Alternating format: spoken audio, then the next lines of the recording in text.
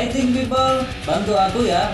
Tekan tombol merah, nyalakan loncengnya, like, comment, and share. Terima kasih. Yuk kita mulai. 3, 2, 1, pamulane. Halo, assalamualaikum warahmatullahi wabarakatuh. Aga Kareba Indonesia. Ketemu lagi di channel Andis Explorer, yang dimana kita akan membahas beberapa tematik yang sangat menarik hari ini. Ada hal yang akan saya angkat di konten ini terkait bagaimana sudut pandang masyarakat Indonesia ya. Jadi saya random beberapa orang untuk melihat atau menyematkan mendengar kata masyarakat Indonesia di tengah pandemi itu seperti apa. Nah, kita lihat ini videonya.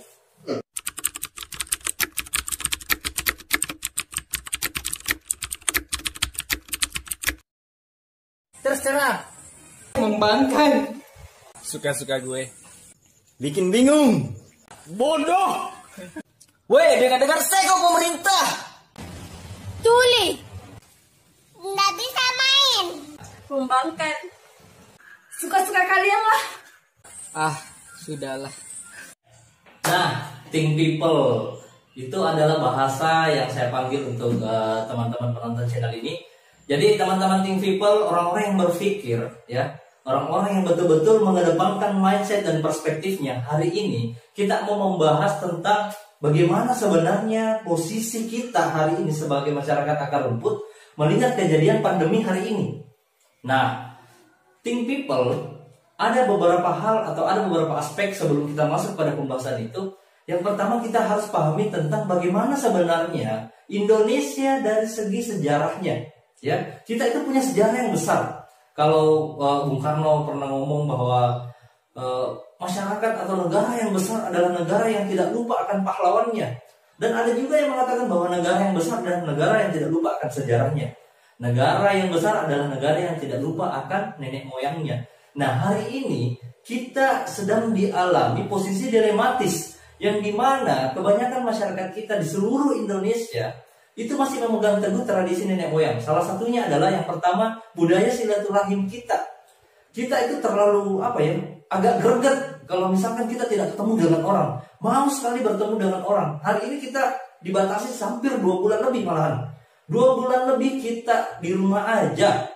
Bayangkan dengan posisi atau budaya yang dari nenek moyang kita, yang budaya silaturahmi itu, yang kita pegang erat-erat dari dulu sampai sekarang. Tiba-tiba secara langsung ya pandemi merubah itu, atau dalam bahasa lain dengan new normal. Tapi next time channel berikutnya saya akan bahas tentang new normal. Cuman hari ini tentang bagaimana melihat tipologi manusia.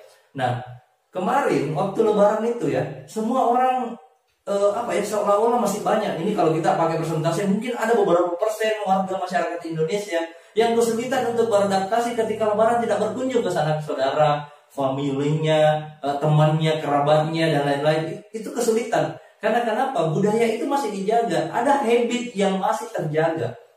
Nah, karena kita membahas tentang bagaimana masyarakat Indonesia, hari ini saya akan sedikit membahas tentang 4 karakteristik masyarakat Indonesia terkait pandemi. Dan ini bisa saja terkait juga masyarakat di seluruh dunia. Mohon maaf sebelumnya, saya tidak mau hari ini membahas tentang bagaimana sebenarnya konspirasi tentang pandemi, bagaimana keterlibatan tokoh-tokoh politik atau elit-elit menggunakan isu pandemi ini sebagai isu kepentingan, bukan ke situ. Saya lebih melihat bagaimana masyarakat hari ini melihat pemerintah, melihat kebijakan-kebijakan, melihat keadaan pandemi hari ini itu belum bisa selesai sampai sekarang. Nah, ada 4 klaster. Yang pertama adalah masyarakat yang berpikir, ya, masyarakat yang berpikir tapi egois. Itu satu. Masyarakat berpikir tapi egois. Masyarakat berpikir. Yang kedua adalah masyarakat berpikir tapi tidak egois. Yang ketiga adalah masyarakat tidak berpikir dan egois.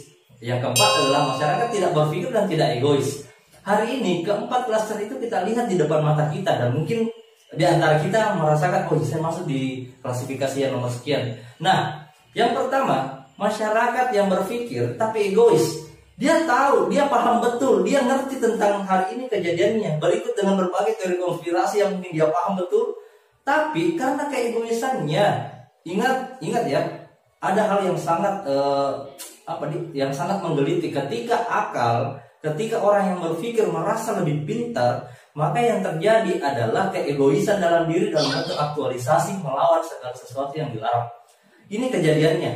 Nah, kebanyakan masyarakat kita itu begitu. Banyak berpikir, tapi dia merasa bahwa saya tidak perlu mengikuti instruksi atau apa yang telah dianjurkan oleh pemerintah. Ya, dia berjalan seperti kegiatan sehari-hari, bahkan cenderung melakukan bentuk provokasi di media.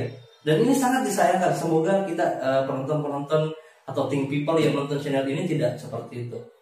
Terus yang kedua adalah orang yang berpikir dan tidak egois. Nah, ini agak lebih baik.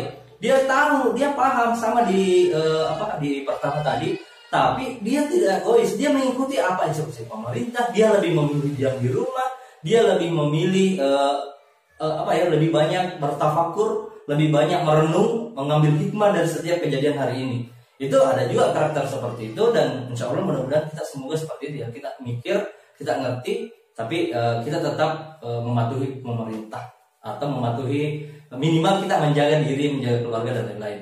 Terus ada yang ketiga, karakter ketiga adalah orang yang tidak berpikir tapi egois. Nah, ini kebanyakan masyarakat yang selalu melihat bahwa saya ini harus jadi biasa pakai alibi. Mudah-mudahan tidak ada yang kejadian di penonton ini selalu memakai alibi bahwa tidak makan, tidak kerja. Tidak kerja, tidak makan. Nah, ini yang kejadiannya.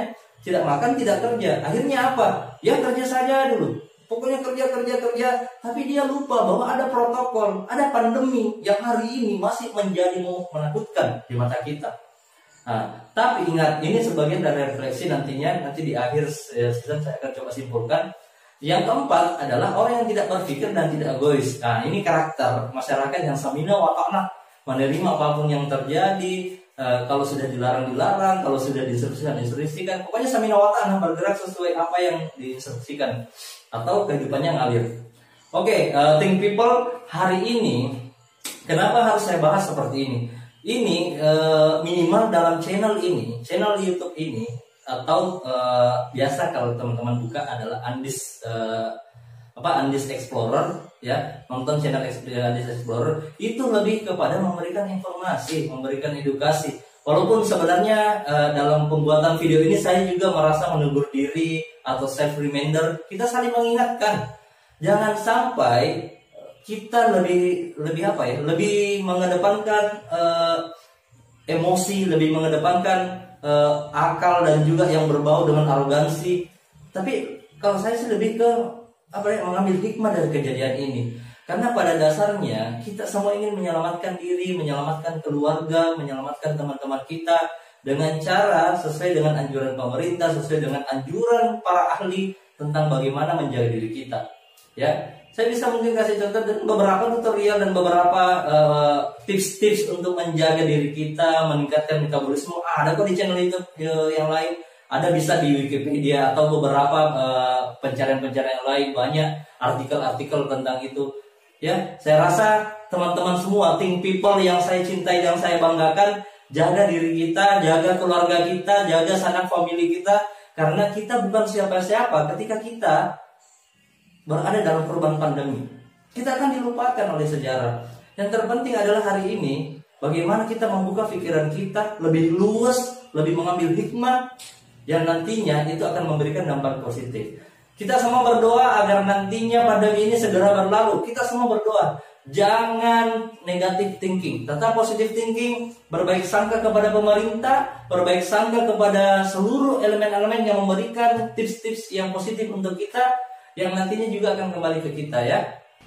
Di akhir saya selalu katakan kepada think people yang saya cintai dan saya banggakan bahwa bukan mereka yang terkuat dan terbesar yang akan mampu mempertahankan eksistensinya, tapi dia yang mampu beradaptasi terhadap perubahan.